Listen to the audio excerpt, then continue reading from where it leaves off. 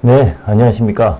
오늘은 내일 필기시험 대비해서 우리가 여지껏 배웠던 래프팅 가이드 이론 교육하고 응급처치 심폐소생술 교육을 응급처치 문항은 약 60문항 정도, 그 다음 래프팅 쪽의 문제는 종합구조실습까지 해서 약 한 50문항 문제를 준비해 왔습니다.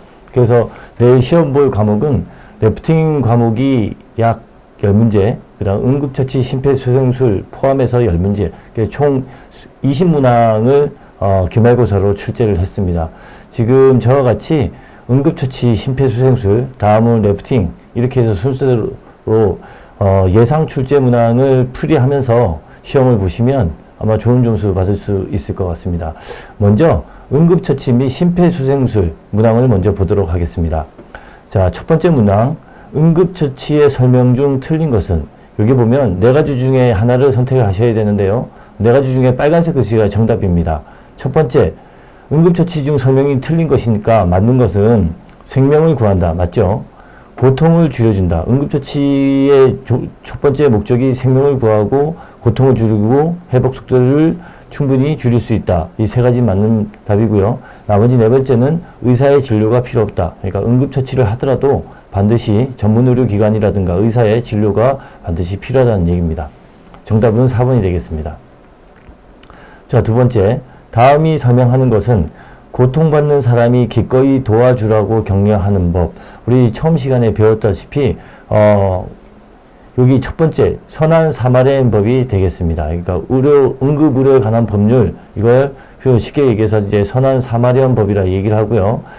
나머지 의무의 불이행, 그 다음 과실. 의무의 불이행 같은 경우에는 여러분들이 어떤 직장생활 도중이라든가 자기의 업무상 상대방을, 그러니까 손님이라든가 상대방을 반드시 구조할 의무가 있는 상황에 했을 때 하지 않은 것을 의무의 불이행이라 얘기를 하고요. 과실이라는 것은 예를 들면 수영장이나 이런 곳에서 바닥이 미끄러운 상태인데도 불구하고 미끄럼 주의 또는 뛰지 마세요라고 경고를 하지 않는 것도 과실이라고 보시면 되겠습니다.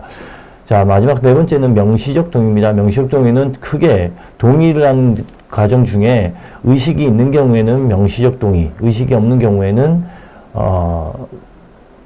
명시적 동의가 있고요. 그리고 의식이 없는 경우에는 상대방의 의사 전달이 안 되기 때문에 주변 사람들에게 물어보는 동의가 되겠습니다. 그래서 2번 답은 1번 선한 사마리안 법이 되겠습니다.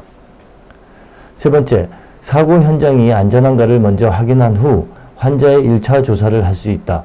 1차 조사 시 부상자의 평가는 어떤 것부터 시작하는가? 첫 번째입니다. 출혈. 눈에 보이는 개방성 상처가 되겠죠. 두 번째, 의식. 처음에 우리가 심폐소생술 저번에도 배우셨겠지만 여보세요, 괜찮으세요? 의식 상태의 유무를 확인하는 것이고요.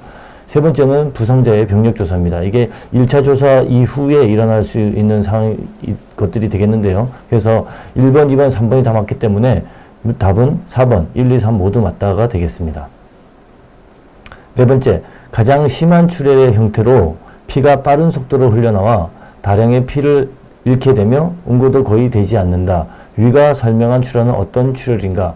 자, 우리가 출혈이라고 하면요, 피가 이렇게 왈칵 나는 것들을 출혈이라 표현할 수가 있는데요. 출혈은 크게 두 가지로 나눌 수 있습니다. 눈에 보이는 개방성 출혈과 눈에 보이지 않는 내출혈, 그러니까 즉 외출혈과 내출혈로 나눠줄 수 있는데요. 이 출혈은 세 가지 형태 중에서, 그러니까 우리 혈관과 관련되어 있는 첫 번째가 동맥이 되겠고요. 두 번째가 정맥, 세 번째가 모세혈관이 되겠습니다. 그래서 여기 4번의 예문에 나와 있는 것처럼 빠른 속도로 흘러나와 다량의 피를 잃게 되므로 하면 가장 적합한 것은 2번 동맥 출혈이 되겠습니다. 다섯 번째, 상처 치료를 위해 드레싱을 한다. 드레싱을 하는 이유가 틀린 것입니다. 자, 보시게 되면요. 첫 번째, 치료를 편하게 하기 위해, 물론 드레싱을 하면 키트가 있기 때문에 치료를 편하게 하기 위한 방법도 있겠지만 원래적으로 원칙적으로 따지고 보면 드레싱을 하는 이유는 두 번째 있는 지혈, 그 드레싱을 우리 그때 지혈하는 방법 중에서 두 번째 두 가지가 있다 그랬죠. 상처 부위에다가 드레싱을 대고 직접 압박하는 직접 압박법과 간접 부위를 압박하는 간접 압박이 있는데요. 대표적으로 지압점 압박들이 있었습니다. 그래서 지혈이 되겠고요. 당연히 드레싱, 소독된 거즈를 그 상처 부위에다 대면 기타 감염이나 오염 방지에 도움이 될 수가 있고요. 네 번째, 상처가 악화되지 않도록 보호하는 역할을 한다. 당연한 거죠. 그래서 가장 근접한 답은 1번, 치료를 편하게 하기 위해서가 틀린 답이 되겠습니다. 여섯 번째, 심장마비의 가장 흔한 증상입니다. 자, 여기 보시면 심장마비를 하면 저희가 보통 우리가 뭐 심근경색이라든가 뭐 이런 그 병명들이 있는데요. 이런 증상들이 흔한 증상이기 때문에 한번 보도록 하겠습니다. 1, 2, 3, 4번 다 맞다고 보시면 돼요. 첫 번째, 소화불량과 같은 가슴 중앙의 통증이나 압박감을 느낀다. 두 번째, 식은땀과 메스꺼움을 느낄 수 있다. 이게 보통 쇼크 증상이랑 비슷합니다. 세 번째, 허약감과 숨이 찰 때. 자, 그래서 1, 2, 3번 답이 다 맞기 때문에 정답은 4번. 전부 다 증상으로 다가오며 통증이 없을 수도 있다입니다. 7번. 기도를 확보하는 데 사용되는 기본적인 방법은, 자, 옆에서 그 사람이 숨을 쉬는지 안 쉬는지를 확인하기 위해서는 우리가 예전에 배웠다시피 첫 번째, 환자의 의식 상태를 확인하는 방법. 여보세요? 괜찮으세요? 그래서 사람을 깨우는 방법이 첫 번째이겠고요. 두 번째, 호흡 확인하는 방법이 있는데요. 호흡은 가슴 부위를 보면서 오르락 내리락 하는 것을 볼 수가 있습니다. 그래서 이 중에 우리가 기도 열기만 가지고도 충분히 호흡이 된다고 우리가 배웠기 때문에 가장 기본적인 방법은 기도 열기 방법이 되겠습니다. 두 번째, 머리 옆으로 돌리기 같은 경우에는 의식이 없는 환자가 뭐 구토나 메스꺼움을 느껴서 이물질을 뱉어낼 때 다시 기도를 막는 걸 막기 위해서 취하는 회복 자세가 머리 옆으로 돌리기 자세가 되겠고요. 환자의 등치기는 뭐 기도가 이물질에 의해 막혔을 때 등을 두드려주는 이런 상황이 되겠고요.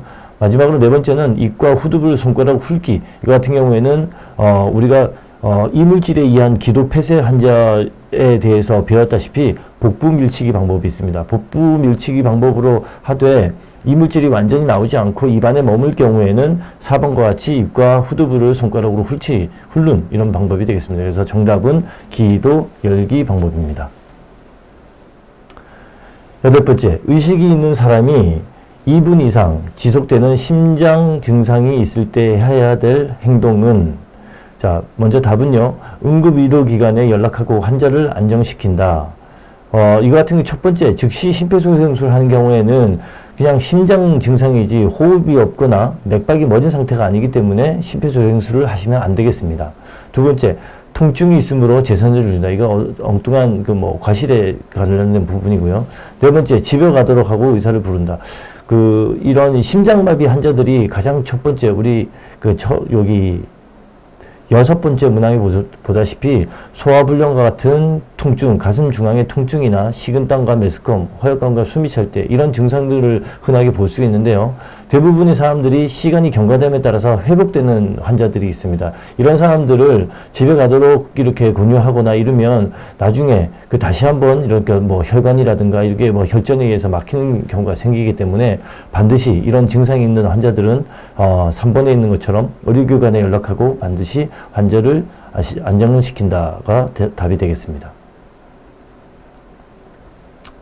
9번, 개방성 상처의 상처 세척 중에 틀린 것은, 여기 틀린 방법인데요. 1, 3, 4, 2번이 틀린 답입니다. 그래서 1번과 3번, 4번처럼 행동을 하시면 되겠는데요. 비눗물로 손을 잘 씻고 가능한 의료용 장갑을 낀다. 자, 상처 부위를 감염 예방을 위해서 깨끗이 씻는 건 맞고요. 그 다음 가능한 의료용 장갑을 낀다는 얘기는 처치자의 2차 감염 예방을 위해서 반드시 의료용 장갑은 또는 이렇게 방수가 될 수 있는 비닐 장갑이라든가 아니면 고무 장갑 이런 것들을 이용해서 2차 감염 예방을 위해서 의료용 장갑을 끼라고 권장하고 있습니다. 세 번째, 가벼운 상처인 경우에 깨끗한 물로 씻는다. 뭐 우리가 흔하게 걸어가다가 아니면 뛰어가다가 넘어졌을 때의 이런 찰과상이라든가 이런 상처들, 주변에 있는 뭐 흙이라든가 이런 이물질에 의해서 상처 감염을 우려되는 것들을 막기 위해서는 그 깨끗한 물로 뭐 생리식염수라든가 흐르는 물이라든가 이런 걸로 상처 주변과 상처 부위를 깨끗하게 씻는 것이 중요합니다. 네 번째, 드레싱은 매일 한 번 갈아준다. 우리가 보통 드레싱을 매일 한 번 갈아줘야 되는데요. 이게 물이 묻은 상태, 특히 물이 묻거나 아니면 이물질이 이렇게 같이 묻어 있으면 우리가 감염 예방을 위해서 필요한 드레싱이 아무 소용이 없게 됩니다. 그래서 만에 하나 이런 우리가 세수를 하든 거나 손 씻든 간에 그 과정 중에서 이 드레싱이 젖는다. 그러면 그때 매번 갈아줘야 되고요. 최소한 매일 한 번은 갈아준다. 그래서 정답은 2번이 되겠습니다.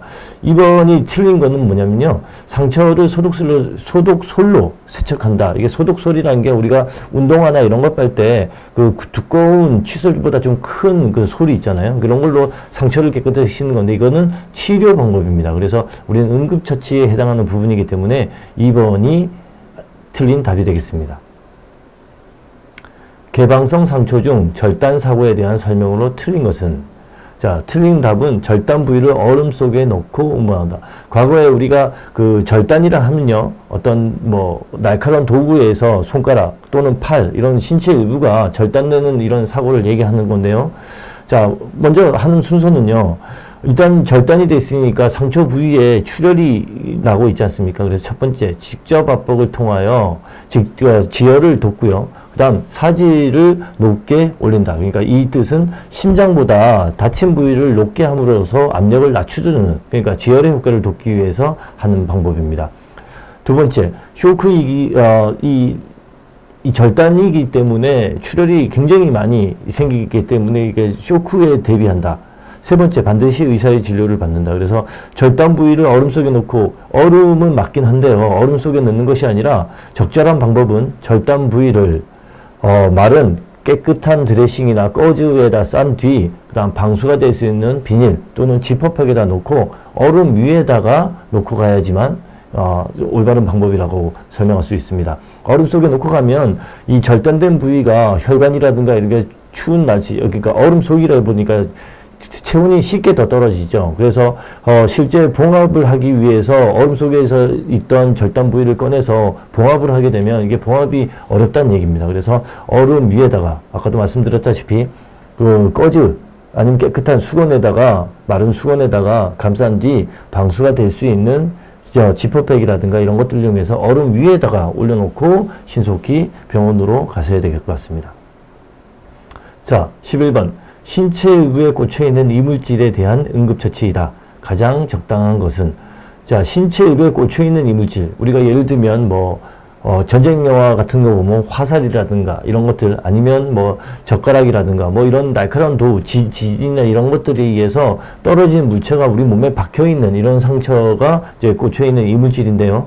이런 상처는 제일 중요한 거는 빼서는 절대 안 됩니다. 그래서 제일 좋은 방법은 꽂힌 물체 자체로 단단히 고정을 시키는 게 제일 중요합니다. 그래서 하지 말아야 할 행동을 한번 보도록 하겠습니다. 첫 번째, 이물질을 신속히 제거한다. 하지 말아야 할 첫 번째 행동이 이물질을 제거하지 않는 거라고 얘기했습니다. 틀린 답이고요.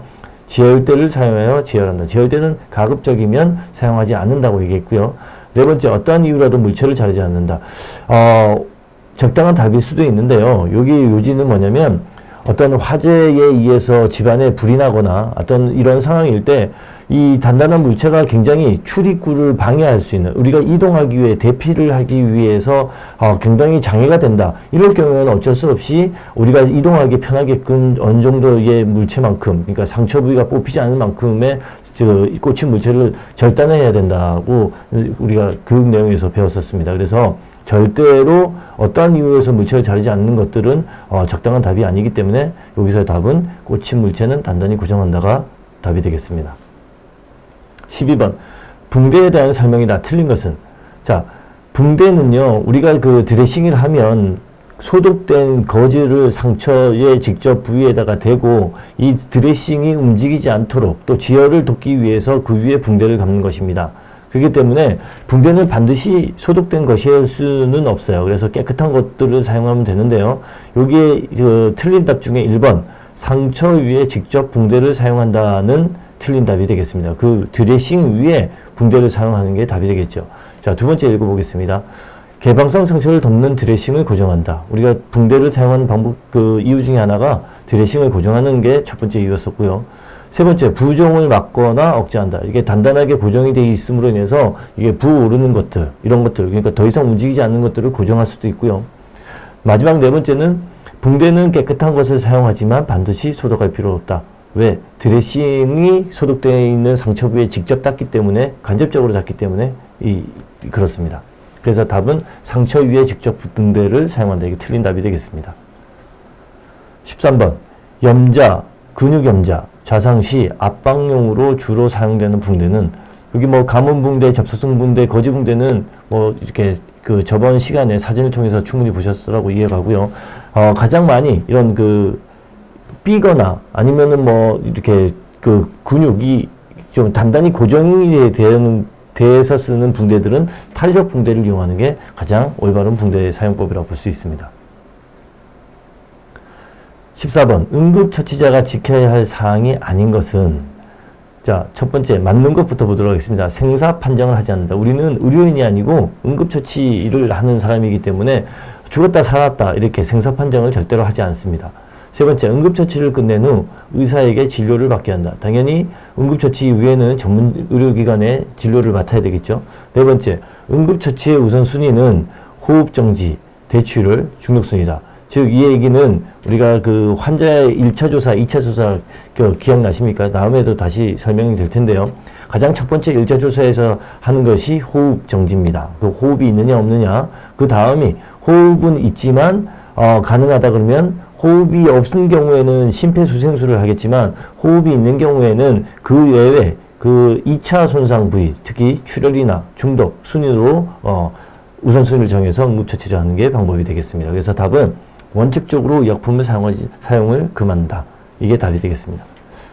15번 부목에 관한 설명으로 틀린 것은, 자, 부목은요 상처 부위가 움직이지 않도록, 움직이면 움직일수록 계속 상처 부위가 아프기 때문에 움직이지 않도록 고정하는 목적, 그 다음 지혈하는 목적, 이런 방법이 있는데요.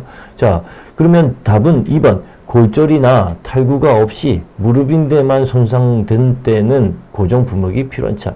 마찬가지입니다. 뭐 골절이라든가 염자라든가 삐거나 이런 상처들은 반드시 부목 고정이 필요합니다. 그래서 틀린 답이 2번이 되겠습니다. 16번 골절이 의심되는 개방성 손상 시 적절한 응급처치는, 이게 뼈가 부러지거나 금이 갈 때의 상황을 듣는 겁니다. 첫 번째, 부목을 먼저 댄다. 두 번째, 상처를 열어놓은 상태로 유지한다.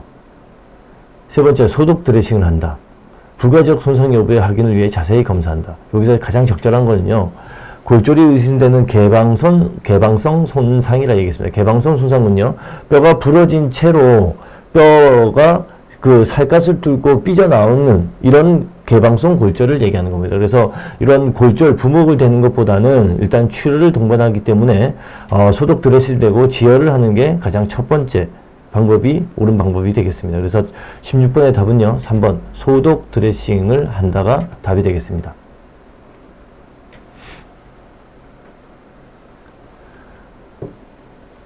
자, 17번 기본 수생술의 기본 단계로 올바른 것은, 여기 계속 설명했다시피 기, 호, 순 첫 글자만 외우라 그랬죠. 그죠? 첫 번째 기도 열기, 두 번째 호흡 확인, 인공호흡, 세 번째 순환 확인, 혈액 순환이 되겠습니다. 답은 4번이 되겠습니다.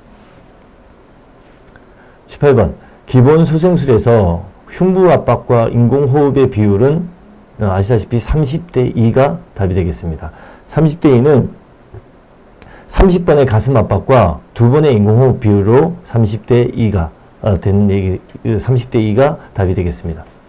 19번 골절을 크게 두 가지로 나눠줄 수 있다 그랬는데요. 아까 전에 다 먼저 설명했다시피 그냥 단순 골절이라 해서 그러니까 뼈가 부러지거나 금이 간 상태, 그러니까 피부를 뚫고 나오지 않은, 눈에 보이지 않는 개방성 상처가 안 보이는 골절을 폐쇄성 골절이라고 하고요.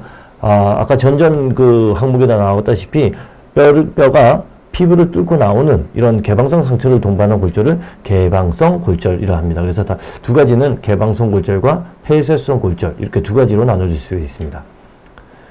20번 골절 시 고정하기 위해 부목을 대는 이유를 두 가지 이상 쓰시오. 이게 주관식인데요. 제가 한번 읽어보도록 하겠습니다. 추가적인 손상 분석. 예를 들면 이게 단순 골절, 뼈에 금이 간 상태이지만 이 상태에서 뭐 우리가 예전에 뭐 시어랍을 쉬게 해주고 뭐 얼음찜질을 해주고 이런 방법을 통해서 어떤 상처 부위를 계속 움직이게 해주면 이게 그냥 뼈가 금이 간 상태이지만 나중에 개방성 골절까지 갈 수가 있습니다. 그래서 이런 추가적인 손상 방지. 그 다음 폐쇄성 골절이 개방성 골절로 가는 것을 방지한다. 부러진 뼈에 대해서 열상을 방지한다. 부러진 뼈의 열상 방지한 부러진 뼈가 계속 부목을 되지 않고 움직이게 되면 살을 뚫고 그 안에 있는 뭐 피부 조직이라든가 혈관 이런 것들을 계속적으로 자극을 해서 안에서 상처가 생길 수가 있다는 얘기입니다. 뼈에 의해 혈관이 압박, 뼈에 의해 혈관이 압박, 말초신경 혈액순환 차단 방지. 부러진 뼈가 손가락이라든가 발가락 이런 부러진 뼈가 어떤 압박에 의해서 한 방향으로 이렇게 치우침으로 인해서 신경을 누르는 이런 혈액순환을 차단하는 현상이 생길 수 있기 때문에 이런 것들을 부목을 통해서 방지할 수가 있습니다. 출혈을 방지. 당연히 부목과 붕대를 같이 되기 때문에 출혈을 방지하고요.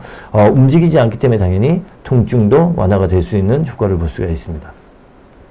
21번 모든 부상자는 1차 조사 실시 후 이상이 없으면 2차 조사를 실시하는데 그 행동 순서를 나열하시오. 1차 조사입니다. 1차 조사 이후가 되기 때문에 우리는 호흡과 맥박이 정상이라고 판단하고 2차 조사를 해야 되는데요. 2차 조사 순서는 변, 개, 압, 부. 이 방법은 변형, 개방성 상처를 보는 거고요. 압, 눌렀을 때 통증을 느끼는 압통. 그 다음, 이렇게 부어오르는 걸 부정. 그래서 머리부터 발끝까지 변개, 압, 부. 정답은 변형, 개방성처 외울 필요 없이 그냥 변개, 압, 부라고 이렇게 쓰셔도 정답 처리를 해드리겠습니다. 그래서, 이렇게 변개, 압, 부 방법으로 상처 부위를 찾고요. 그 다음 응급처치는 시얼 아볼 이것도 풀이를 하면요 쉬게 해주고 다친 부위가 움직이지 않도록 앉거나 아니면 들 것을 이용하거나 이렇게 쉬게 해주고요. 그 다음 얼음찜질을 대줍니다. 그 다음 압박을 통해서 상처 부위가 움직이지 않도록 압박을 해주고요. 올려준다는 얘기는요 심장보다 상처 부위를 올려줌으로 해서 압력을 낮춰주면 그 지혈의 효과가 올 수 있기 때문에 이 네 가지 방법 변개 압부 그 다음 시얼 압올 방법으로 응급처치를 한다고 보시면 되겠습니다. 자, 22번 출혈 시 지혈의 방법 중 가장 효과적인 방법을 쓰시오. 지혈하는 방법은 아까도 말씀드린 상처 부위에 직접 압박을 하는 직접 압박과 간접 압박은 좀 이렇게 상처가 여기 뭐 손등인데 손등을 말고 다른 부위를 어떻게 압박하냐 이럴 수가 있는데요. 왜 지압점 압박이라 말씀드렸죠, 그죠? 뭐 예를 들면 코피가 흘리면 축두동맥을 이렇게 누른다든가, 축두동맥 귀 위에 또 혈관이 있습니다. 뭐 또 이 손가락이 다쳤으면 요걸 우리가 맥을 짚듯이 이 부분을 같이 이렇게 잡는다든가 이런 방법들이 지압점 압박이라 볼 수가 있습니다. 23번 머리 및 척추 부상 환자는 각별히 주의한다. 척추 부상의 단서로 생각할 수 있는 것을 두부 손상, 머리 손상이 되겠습니다. 그래서 머리 손상이 있는 환자, 그러니까 머리에 피가 나거나 뭐 부어오르거나 이런 환자를 목격했을 때는 당연히 척추 부상이 있다고 주의를 하셔야 되고요. 이런 특히 뭐 상처가 나서 피가 흐른다든가, 그러니까 외부의 어떤 뭐 물체, 뭐 돌멩이라든가 아니면 자동차가 뭐 자기가 뛰어가다 부딪혔다든가 그러면 머리가 다치는 순간 이렇게 목이 꺾이면서 경추 손상까지 올 수가 있습니다. 그래서 머리에 피가 나거나 이런 경우에는 척추 부상도 의심을 해보셔야 되고요. 그 기타 부서 외상은 없지만 뭐 누웠을 때 손가락 발가락을 움직여 본다든가 아니면 손가락 발가락을 꼬집어 본다든가 그래서 이런 반응이 없는 것 무반응이라 얘기하겠습니다. 그러니까 손발 반응이 없으면 척추 부상에 의심이 있다라고 판단하고 이렇게 답은 두부 손상과 손발 반응 없음이라고 적으시면 되겠습니다. 24번 각종 뼈 관절, 근육 부상자들은 2차 조사를 끝내고 부상 부위를 치료하기 위해 적절한 처치 행동을 적으시오. 우리 아까 그 위에 있는 21번 항목하고도 똑같은데요. 21번 항목은 변계, 앞, 부라고 이렇게 답을 쓰시면 되고요. 지금처럼 그 24번에 있는 답은 시얼, 아볼, 시게 하고 얼음찜질을 대주고 부목을 대서 압박을 해주고 그 다음 심장보다 높게 올려준다. 그래서 시얼, 아볼 이렇게 적어주시면 답이 되겠습니다. 25번 저체온증에 대해 설명하시오. 중심 체온이 1도만 떨어져도 저체온의 증상에 해당이 됩니다. 특히 온몸이 떨리고 맥박이 불규칙하고 몸이 저리고 멍한 눈으로 허공을 의시한다. 몸이 저린다는 얘기는 여러분들 왜 겨울이 되면 날씨가 추워지면 아무래도 몸도 웅크려지지만 혈관도 웅크려지게 됩니다. 그래서 아까 24번에 있는 답도 시계하고 얼음찜질을 대주는 게 상처부에 얼음찜질을 대주는 효과도 상처부가 부어오르거나 열이 나고 이런 것들을 식혀주기도 하고요. 상처 주위가 차게지면서 혈관이 수축되는 이런 것들 때문에 지혈이 될 수가 있습니다. 그래서 25번 문항 같은 경우에는 저체온증이라 하면 1도 이상 떨어져 있기 때문에 몸도 아무래도 청색증도 같이 생기죠. 입술이 파래진다든가 이런 증상들도 여기 답은 안 써져 있지만 그런 것들도 적으셔도 무관하게 되겠습니다.